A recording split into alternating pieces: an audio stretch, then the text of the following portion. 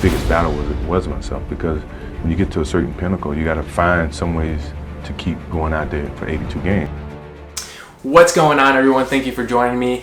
These are themes that I saw as I fell into a YouTube wormhole of Michael Jordan interviews and clips. After the theme clips end, I'm going to give you my interpretation of how you can implement those same themes into your life or business. So without further ado, here we go. Danny Ainge said that between games 1 and 2, you guys played golf, and you warned him to tell Dennis Johnson to get ready for a beatdown the next game. Did that happen? I played with him and Kevin McHale, and they were trash talkers. So, when we get on the golf course, they talk a lot of trash. And, obviously DJ was an all-star. He was known for his defense, which for me, that was a great challenge. Right. So as they were joking about sweeping us and kicking our butts and blah, blah, blah, I kindly say, hey, you better tell DJ that, it's going to be a hard day for him the next day. That was an understatement. MJ went out and set a playoff record that still stands today. Michael on the drive across the lane, turnaround shot, got it! 63 for Jordan! A new NBA record has been set in the Boston Garden. I didn't win the game. I'd much rather score less and win the game than lose the game and score 63 points. There were some other clips that I remember seeing, but I just couldn't find when I was scrubbing through the videos that I downloaded of other examples of him calling a shot. But in any case, calling your shot can add a lot of really healthy pressure and accountability for you to actually do the things that you say you're going to do. So a really easy way to implement this in your own life and your own business is just publicly announce your goals and your timeline. If you say, I'm going to accomplish this goal by this time, and you tell your friends, you tell your family, you tell all your social pages, it's going to add a level of accountability to yourself, and you're just going to feel that much more motivated and obligated to actually put in the work.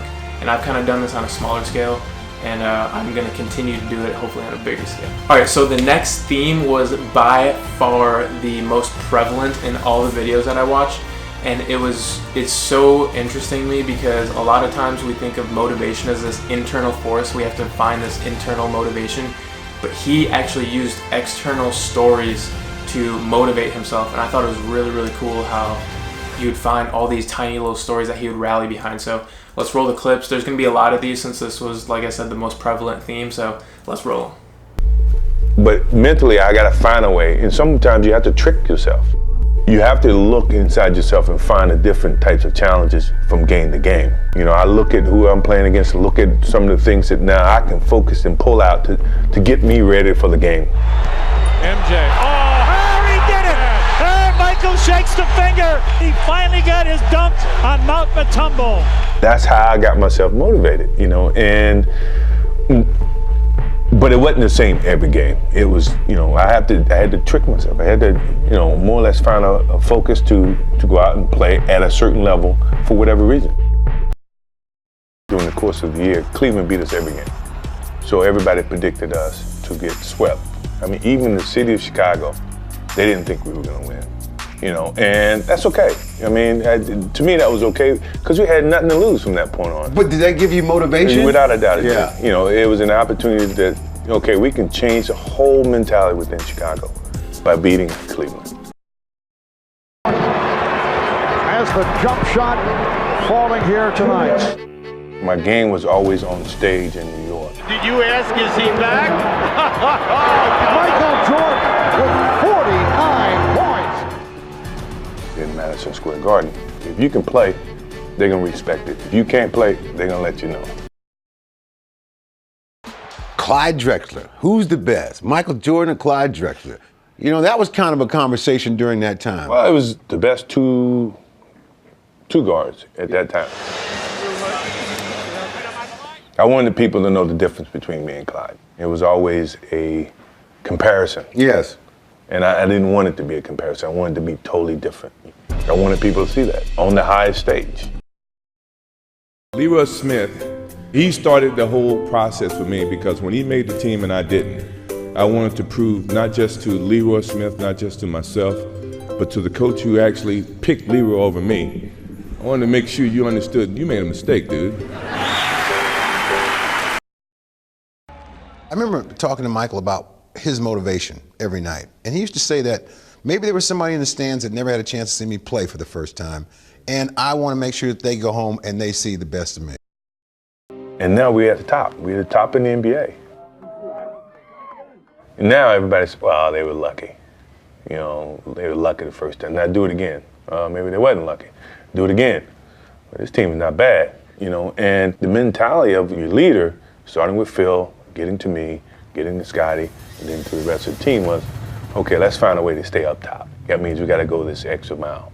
You know, we got to go a little harder. You know, we got to go a little longer. You got to really kill teams. Send a message, send a sense of fear to whoever you're going to come in that building. We don't mess around. When you come in, you're 10 points down. Jordan. Oh, yeah. Where did he go? All those things we were trying to send that message. Anybody that was trying to take something from us, that's a robbery. Michael Jordan and Xavier McDaniel having words. Every game we play, we try to send a statement. You know, we're trying to make sure they don't gain anything on us. Get to the loose ball, but he's bottled up Jordan with the recovery, and Jordan is fouled. As long as Patrick was going to be there, as long as Oakley was going to be there, as long as Starks was going to be there, it's like fighting your big brother or little brother. You know, you got to let them know who you are. This is where you belong. Jordan trying to shake off Starks. Oh, what a move by Jordan! It counts. I don't care where you think you are. This is where you belong. Jordan! And every game was like that, proving ground. You know, trying to gain that extra edge. And, you know, went from coach to another coach, and the mentality never changed. It got higher and higher and higher. So as I was watching these videos, I would pick up on these tiny little stories that he would keep repeating to himself. And I thought it was really, really interesting because, kind of like he said, he almost had to trick himself. Half of these stories were real, half of them were kind of fabricated and in his own head. But he rallied behind them, and they motivated him and elevated his performance. So a super easy way to implement this in your own business, in your own life, is to let your next milestone or your goal be that next story. So for example, if you want to work up to having your own office space, just keep saying, man, I can't keep working out of coffee shops. I can't keep working from home. Picture how beautiful the office space is going to be. There's going to be all these beautiful posters. I'm going to be able to come in and out whenever I want. Keep repeating that story until you hit that milestone.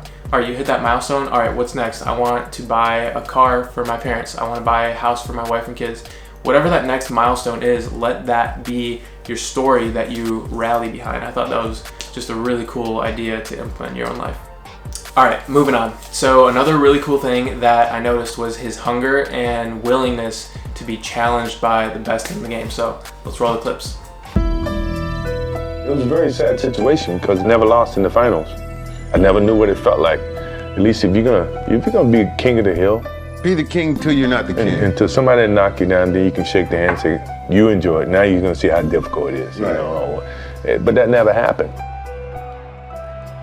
Now we have to live the rest of our lives with this idea that, wow, What we could have happened? won 7, or we could have won 8, or we could have won 9. You know, the LeBron thing, but we were halfway there. So Right. we could have done all that, you know, but for whatever reason, it wasn't meant to be. Who were some of the guys you enjoyed competing against personally? All the best. I mean, you know, Bird, Magic, Patrick.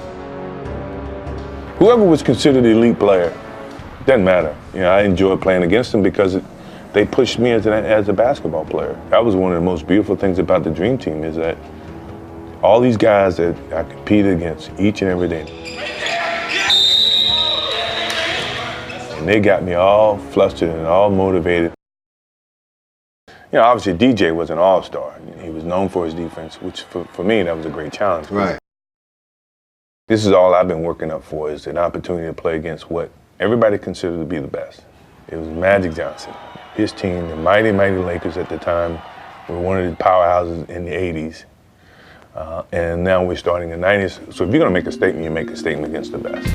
So the reason why this was so prevalent to me was because a lot of times when we think of competition, we kind of shy away from going against the best and competing against the best in the game because we don't want them to crush us or whatever. But with Michael, it was a completely different attitude. He knew that going against the best would elevate his game and make him a better basketball player, a better person, all that.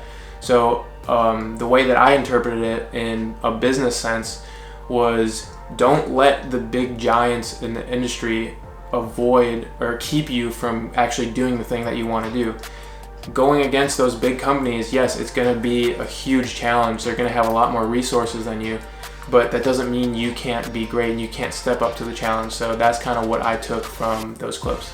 Another really cool thing that I noticed was his incredible focus and work ethic, which is pretty self-explanatory, so I'm just going to go ahead and roll the clips here.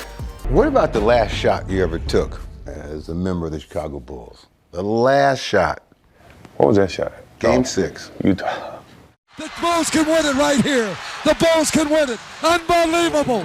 13 seconds left. Jordan left side. I practice as if I'm playing in a game. So when the moment comes in the game, it's not new to me.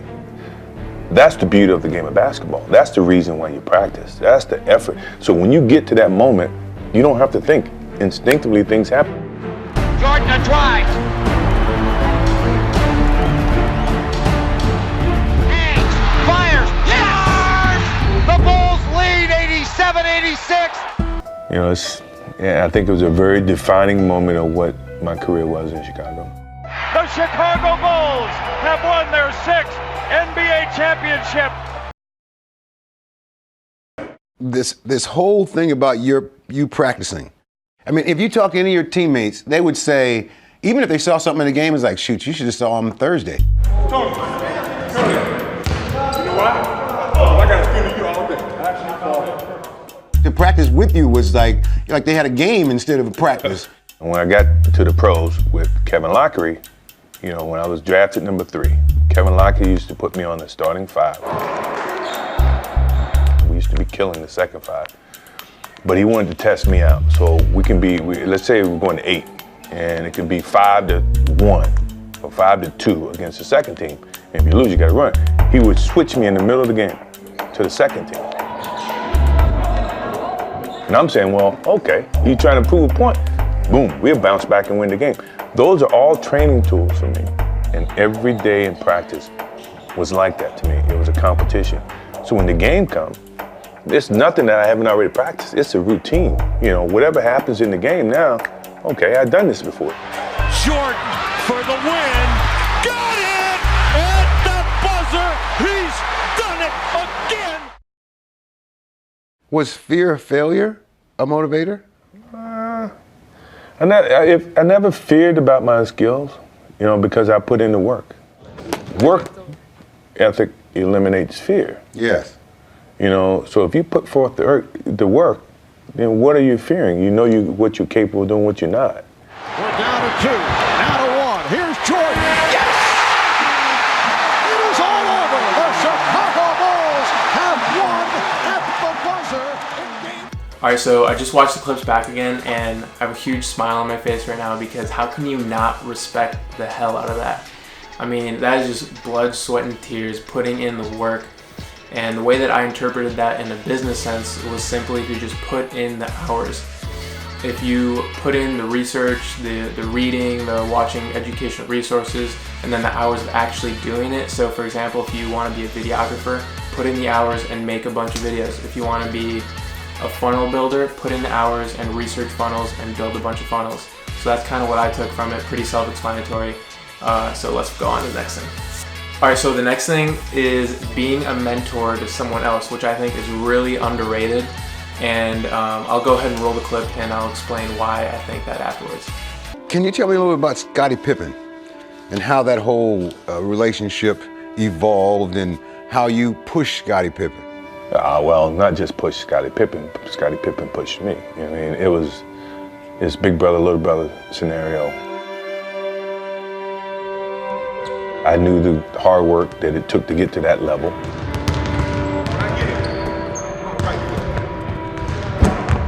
And if we wanted to get from point A to point B to point Z, then I'm gonna have to pull this guy along. We're gonna have to find a way to coexist. We're gonna have to find a way to challenge each other.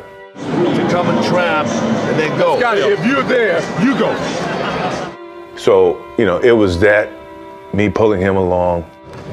Come on, man, let's go. Where you going? I'm ready. Let's go. You hear that? Come on. Captain. No. Let's go. Y'all miss out on this. That's entertainment. 145. To where, okay, if you're gonna play this game, you're gonna have to get like this. You could have just spin around. I thought when I saw you fake, you thought that someone came over. Carl Malone's at the top doing this. Okay. And the next thing you know, it's a tandem. It's a 3-on-1 with only Best back, and Pippen slams it in his face. You know, I don't think you're going to have two players like that ever again that grew and became more successful together, and success started to, you know, circle themselves around the two of them. So the reason why I think this is really underrated is because a lot of people think of getting coached or getting mentored, but not a lot of people think of mentoring or coaching other people. And I'm not necessarily saying that everyone should coach everyone. I'm just saying that there are people that are 1 or 2 chapters behind where you are that want the information that you have. And it doesn't have to be even on a personal basis. It could just be through your content.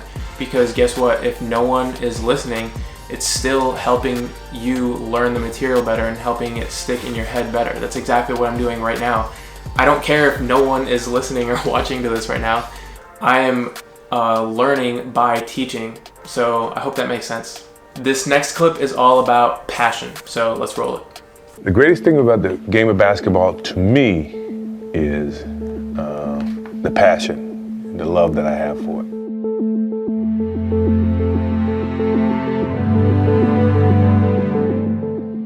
Because when you have love for anything, you'll go to the extreme to maintain that love. That's what love does. It love drives you to do everything you need to maintain that connection. If I didn't have the love for the game of basketball, all the things that I just panned out to you in my career would have never been achievable for me. But it was truly my love for the game that kept me pushing to be the best basketball player that I can be. To be the best at anything, you gotta have a certain love for that to make you overcome all the obstacles that's gonna be thrown in your way. Jordan, a drive. Hangs. Fires. Yes! That's what the game of basketball has been for me. This is somewhat of a polarizing topic because I feel like I hear a lot of people preach, you know, kind of like Gary Vee style. If you don't love what you're doing, if you're not passionate, then you better quit and start something new because that's the only thing that matters. And then I see people on the other end of the spectrum where they say, you know, passion doesn't matter at all. Just make sure you're making money and you're progressing, blah, blah, blah. I kind of think I'm split somewhere right down the middle, but I will say that I do believe passion can be acquired over time. And I think there's 2 types of passions. There's a passion for the thing that you do, and then there's a passion for the process of getting really good at something. And so I think that the way that I interpret it as a business sense is to be passionate about either the industry you're in, about the process you're doing, the process of becoming good at what you're doing. Just have some level of passion involved in what you're doing. All right, so this next one is a really short clip about things that can come as a byproduct of your journey. Could you have imagined when you first started playing that one day you'd be sitting up here running a company that's worth $500 million? No, I never really thought about it. All I thought about was doing what I was good at and letting that open up a lot of opportunities for me and choosing from that point on. So this is pretty self-explanatory, but a lot of times when you pursue something for a long time, you get really good at it, you make connections, all that good stuff, you're gonna get opportunities as a byproduct. And so for someone like me who kind of has shiny object syndrome and wants to do a lot of different things at once, it can be a good lesson to stay focused on just one thing, get really, really, really, really good at that one thing, and then other opportunities will come as a byproduct of that process and journey that you stayed focused on. This is going to be the last clip, and it's all about mindset. Kurt, what's your greatest disappointment in sports? I haven't had any disappointments. I mean, you know, sports is a tool that teaches, you know, and it teaches you bad things. It can also teach you good things. It's how you perceive those things. I've looked at every experience that I've had, negative and positive, and taken that as a positive. You know, if I wouldn't change anything because I think it would alter some of the other things that happened. You know, so when I look back, I can't say that I've had any bad things happen. Sure, I mean, you don't want bad things to happen, but you deal with bad things. You can't have good or without bad. So as all of you probably know, your mindset is a huge factor in your level of success. So this was just a really great example of MJ looking at negative experiences through his career and taking them as a positive and as a learning lesson. So obviously, the way I interpreted that in a business sense is simply to just look at any failure as just a lesson and nothing more than that, and just keep pushing forward. Boom! Thank you guys so much for sticking with me. I hope you guys enjoyed it. Let me know down in the comments which athlete we should learn from next. All right, see you guys next time.